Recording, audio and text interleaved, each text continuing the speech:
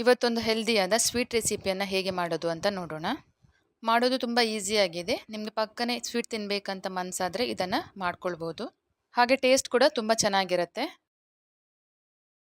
ನನ್ನ ಚಾನಲ್ಗೆ ಇನ್ನೂ ಸಬ್ಸ್ಕ್ರೈಬ್ ಆಗದೇ ಇದ್ದರೆ ದಯವಿಟ್ಟು ಸಬ್ಸ್ಕ್ರೈಬ್ ಮಾಡಿಕೊಂಡು ನೋಡಿ. ಹಾಗಾದರೆ ಮಾಡೋ ವಿಧಾನನ ನೋಡೋಣ ಬನ್ನಿ.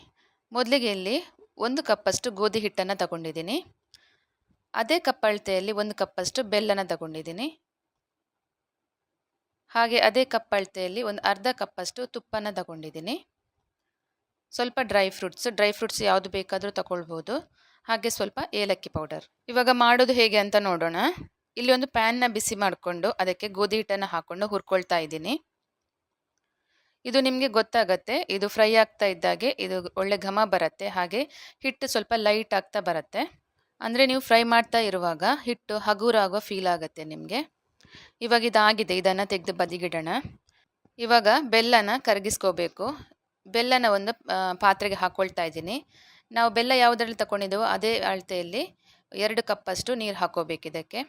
ಬೆಲ್ಲ ಜಸ್ಟ್ ನೀರಾದರೆ ಸಾಕು. ಅಲ್ಲಿ ಬೆಲ್ಲ ನೀರಾಗ್ತಾ ಇದ್ದಾಗೆ ಇನ್ನೊಂದು ಕಡೆ ನಾವು ಒಂದು ಬಾಣಲೆಯನ್ನು ಇಟ್ಕೊಂಡು ಅದಕ್ಕೆ ತುಪ್ಪ ಹಾಕ್ಕೊಂಡಿದ್ದೀನಿ. ಹಾಗೆ ಡ್ರೈ ಫ್ರೂಟ್ಸನ್ನು ಹಾಕ್ಕೊಂಡು ಅದರಲ್ಲಿ ಹುರಿತಾ ಇದ್ದೀನಿ. ಇವಾಗ ಡ್ರೈ ಫ್ರೂಟ್ಸನ್ನೆಲ್ಲ ತೆಗೆದು ಬಿಡೋಣ.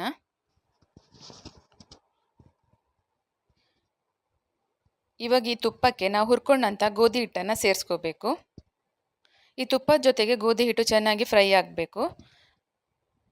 ಇದು ಕಲರ್ ಚೇಂಜ್ ಆಗುತ್ತೆ, ಅಲ್ಲಿ ತನಕ ಸ್ವಲ್ಪ ಫ್ರೈ ಮಾಡ್ಕೋಬೇಕು. ಇದನ್ನು ಆದಷ್ಟು ಲೋ ಫ್ಲೇಮಲ್ಲೇ ಮಾಡ್ಕೋಬೇಕು. ಇವಾಗ ನೋಡಿ ಕಲರ್ ಚೇಂಜ್ ಆಗ್ತಾ ಬಂದಿದೆ. ಇದಿಷ್ಟಾದರೆ ಸಾಕು. ಈ ಕಡೆ ಬೆಲ್ಲ ಕೂಡ ಕರಗಿದೆ ನೋಡಿ, ಚೆನ್ನಾಗಿ ಕರಗಿದೆ ಬೆಲ್ಲ. ಇವಾಗ ಇದನ್ನು ಫಿಲ್ಟರ್ ಮಾಡ್ಕೋಬೇಕು. ಆದಷ್ಟು ಬಿಸಿ ಇರುವಾಗಲೇ ಇದಕ್ಕೆ ಹಾಕೋಬೇಕು. ಇವಾಗ ಇದು ಗಟ್ಟಿ ಆಗ್ತಾ ಬರುತ್ತೆ ನೋಡಿ. ಇದೇನು ಗಂಟು ಆಗೋದಿಲ್ಲ, ನಾವು ಚೆನ್ನಾಗಿ ಫ್ರೈ ಮಾಡಿರೋದ್ರಿಂದ ಎಲ್ಲಿ ಸಹ ಗಂಟು ರೀತಿ ಆಗೋಲ್ಲ ಇದು. ಇವಾಗ ನೋಡಿ ಇದು ಗಟ್ಟಿ ಆಗ್ತಾ ಬಂದಿದೆ. ಇವಾಗ ಇದು ತಳ ಬಿಡ್ತಾ ಬರ್ತಾ ಇದೆ ನೋಡ್ಬೋದು. ಇದು ಹಲ್ವಾ ಆಲ್ಮೋಸ್ಟ್ ರೆಡಿ ಆಗ್ತಾ ಬರ್ತಾ ಇದೆ. ಹಿಟ್ಟು ಹುರಿದದ್ದು ಚೆನ್ನಾಗಾದರೆ ಹಲ್ವಾ ಚೆನ್ನಾಗಿ ಬರುತ್ತೆ, ಎಲ್ಲಿ ಕೂಡ ಅಂಟು ರೀತಿ ಆಗೋಲ್ಲ. ಇವಾಗ ನಾವು ಹುರ್ಕೊಂಡಂಥ ಡ್ರೈ ಫ್ರೂಟ್ಸನ್ನು ಸೇರಿಸ್ಕೊಳ್ಳೋಣ. ಹಾಗೆ ಏಲಕ್ಕಿ ಪೌಡ್ರನ್ನು ಕೂಡ ಸೇರಿಸ್ಕೊಳ್ಳೋಣ. ಈ ಥರ ಸೌಟಲ್ಲಿ ತೆಗೆದಾಗ ಎಲ್ಲೂ ಕೂಡ ಅಂಟಲ್ಲ, ನೋಡ್ಬೋದು ನೀವು. ಹಲ್ವಾ ತುಂಬ ಚೆನ್ನಾಗಿ ಬಂದಿದೆ.